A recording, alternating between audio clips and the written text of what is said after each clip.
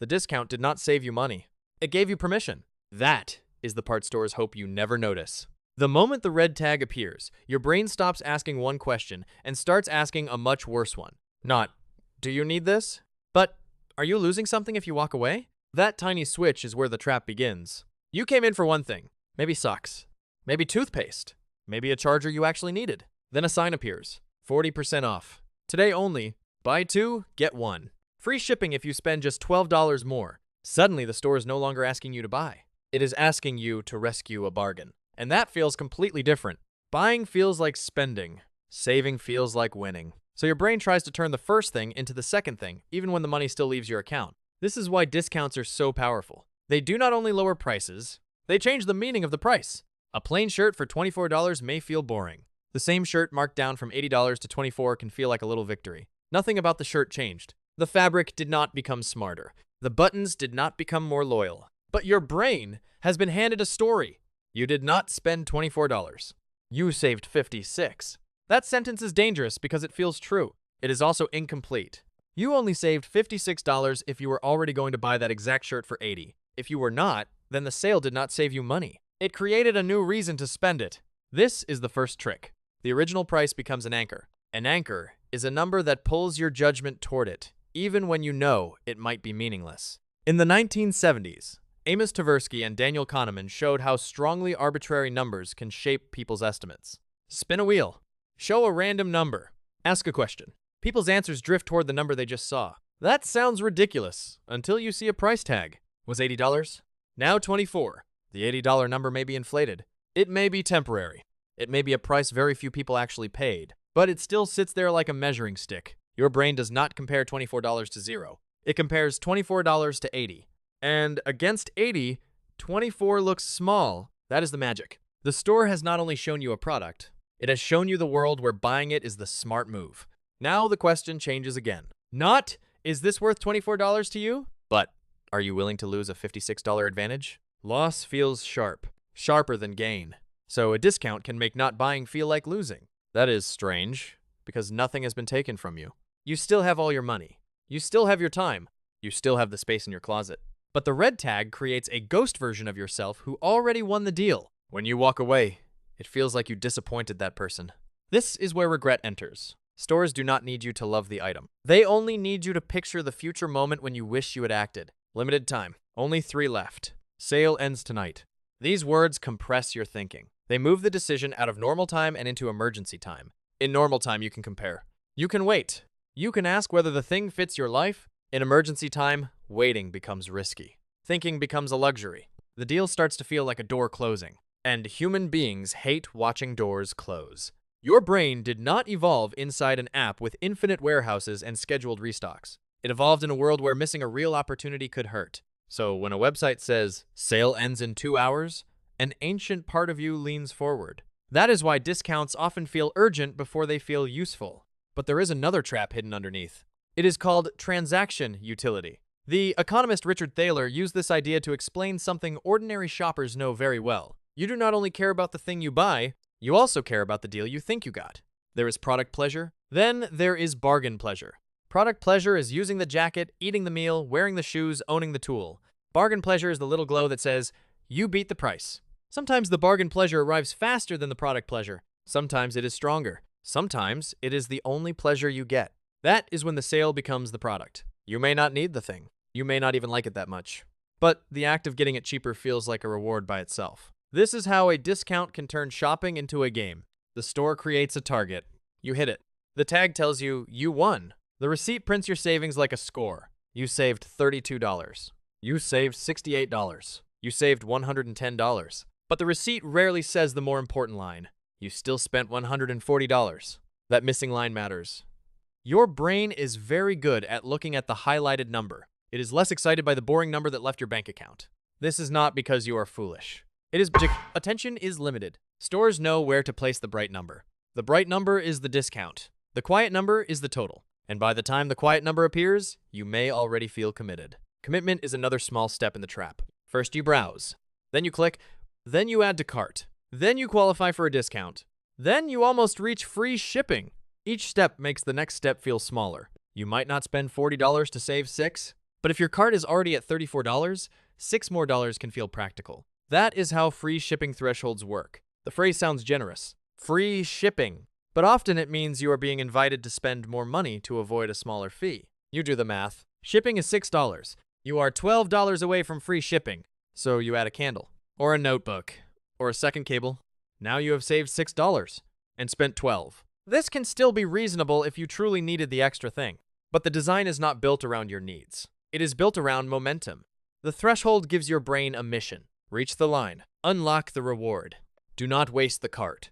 Once you have spent time choosing, leaving empty-handed feels like losing the time you already invested. You have already browsed. You have already pictured the item in your life. You have already imagined owning it. The product begins to feel partly yours before you pay.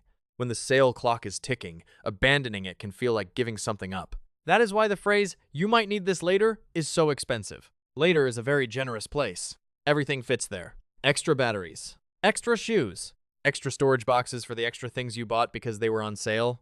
This is how a bargain becomes clutter. Not all at once. One smart decision at a time. You buy 3 because 1 is full price and 3 are cheaper per unit. You buy a spare because it would be silly not to.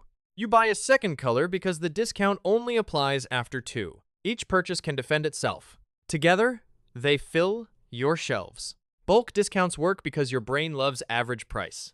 $10 for 1 feels worse than $7 each if you buy 3. The per item price drops. The total rises. Your brain celebrates the first number. Your wallet pays the second. This is one of the quietest ways discounts make you spend more. They move your attention from total cost to unit savings. That shift can be useful for things you truly consume. Toilet paper, rice, swap. Something you will absolutely use before it expires, breaks, or becomes irrelevant. But for many products, the future is not guaranteed. Future you changes taste. Future you forgets. Future you already owns more than enough. There is another famous pricing trick hiding in plain sight. $19.99, $29.99, $99.99.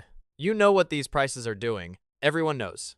And they still work. Researchers Manoj Thomas and Vicky Morwitz studied the left digit effect, the way people often give too much weight to the first number in a price. $19.99 feels meaningfully lower than 20, even though the difference is 1 cent. The first digit changes, so the category in your mind changes. 19 belongs with the teens. 20 belongs somewhere else. Discounts use the same weakness. The price crosses a psychological border. From over 100 to under 100. From 50 to 49. From 20 to 19. The drop can feel bigger than it is because the label in your mind changed. You do not just see a lower price. You see a different kind of price. That different kind of price gives you a different kind of permission. This is why sale signs often simplify the decision into one dramatic number. 70% off, half price, under $10. These numbers are easy to feel. The actual question is harder. Will you use it? Would you choose it without the sale? Does it replace something or only join the pile? Will you still be glad you bought it after the discount feeling disappears? That last question is the one stores would rather you not ask, because the discount feeling fades quickly. The item remains. The charge remains. The space it occupies remains. But the little glow of winning the deal is temporary. This is not an accident. In 1990, researchers J. Jeffrey Inman, Lee McAllister, and Wayne Hoyer studied how promotion signals can influence shoppers even when they do not carefully check the actual price. A sale sign itself can act like a shortcut. It tells your brain, this is probably a good deal. Probably is enough. People do not have the time to investigate every price. So the sign becomes a substitute for thinking. Was this cheaper last week? Is the original price real? Is another store selling it for less? Do you need it at all? Those questions require effort. The sale tag offers relief. It says, do not worry. This decision has already been made smart for you. That is the emotional genius of discounts. They make spending feel responsible. The part of you that normally says, be careful, gets recruited. It starts defending the purchase. It builds the case.